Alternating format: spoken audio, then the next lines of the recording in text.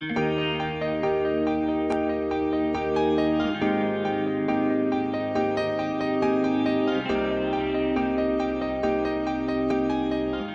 les représentants du personnel, l'intégration des salariés handicapés est une priorité, comme est une priorité les personnes en situation de le devenir et la prévention de l'inaptitude à l'emploi en général.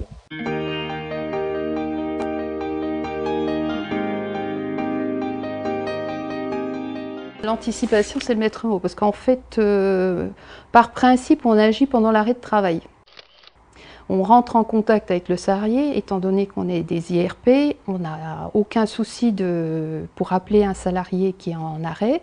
Et puis si toutefois il y a des difficultés, en fait on les incite à faire une visite de pré-reprise auprès du médecin du travail, bien avant la reprise, de façon à ce qu'il s'il y a des restrictions potentielles, qu'on ait eu le temps de réagir et de mettre en place ou une organisation ou des aides à la clé. En priorité, il y a les médecins du travail, c'est évident, mais après il y a les IRP.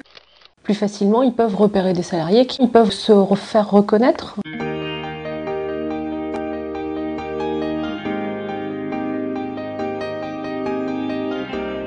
Dans mon rôle au CHSCT, j'estime qu'il faut aussi que je fasse remonter les situations à la direction. Les difficultés de travail, de prise en charge que l'on rencontre quotidiennement dans les services. Je parle plus librement avec quelqu'un qui est IRP, enfin ça c'est clair.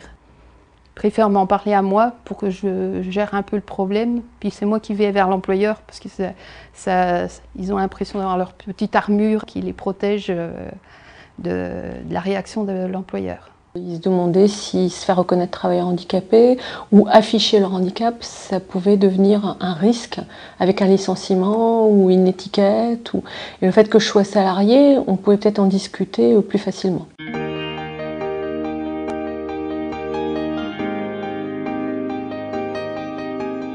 Il y en a qui ignorent totalement. Pour eux, le handicap, c'est la personne fauteuil roulant. Ou voilà, c'est quelque chose de très marqué visuellement. Dans notre établissement, nous sommes hyper sensibilisés au handicap, mais au handicap très lourd. Donc parfois, on a tendance à minimiser notre propre handicap et notre propre maladie. Notre travail, c'est de dire au personnel qu'il peut y avoir des aides par rapport à son propre handicap, même si c'est un petit handicap. Notre rôle, c'était d'abord le rôle d'information et d'explication des notions. Qu'est-ce que c'est une invalidité, qu'est-ce que c'est le handicap, qu'est-ce que c'est l'inaptitude.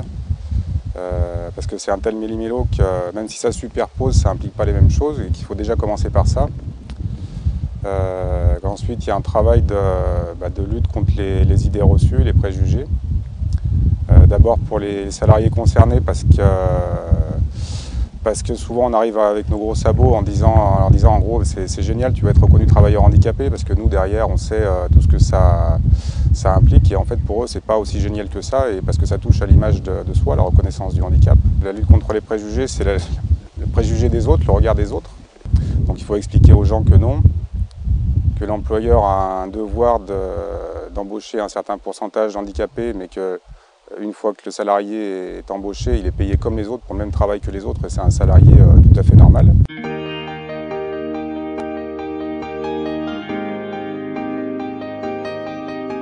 Quand on est IRP et accompagner au mieux les personnes qui ont un problème de handicap, effectivement se rapprocher d'OETH, de se former, d'avoir les infos, de lire un peu ce qui sort sur le site d'OETH est vraiment aidant.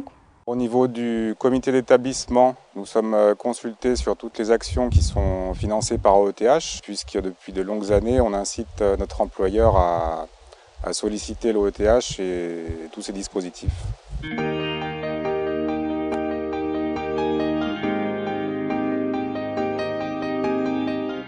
Ce qui est intéressant, c'est aussi de travailler avec le PRAP, qui va aussi réfléchir sur le poste de travail de la personne et donc définir aussi pour monter les dossiers s'il y a besoin et puis après faire de la prévention avec les autres. C'était un constat dans les bilans sociaux de voir sur les maisons de retraite qu'on pouvait avoir 7 licenciements dans une année pour inaptitude. Ces gens-là auraient peut-être pu bénéficier d'une formation avant d'être licenciés. On ne peut pas toujours reclasser le personnel, mais on peut au moins lui donner les moyens de repartir sur de bonnes bases. En tant que représentant du personnel, forcément, on souhaite qu'il n'y ait jamais de licenciement pour inaptitude. Donc, on peut améliorer les postes de travail en préconisant certains modes de fonctionnement, en leur apportant parfois juste du soutien, mais aussi des aides techniques, et ainsi les mettre moins en difficulté, disons. Les actions majeures en matière de handicap, c'est l'accompagnement vers la reconnaissance, notamment les démarches auprès des MDPH, et évidemment expliquer tout le bénéfice de la reconnaissance en matière d'entrée dans les dispositifs de formation et de reconversion. Tout ça afin de lutter contre le licenciement pour inaptitude. Dans la notion du handicap, il y a aussi toute la prévention, et c'est quand même un sujet sur lequel on est vraiment attaché au niveau syndical, c'est de défendre l'emploi, mais défendre les bonnes conditions de travail, et que finalement ça se recoupe avec l'OETH.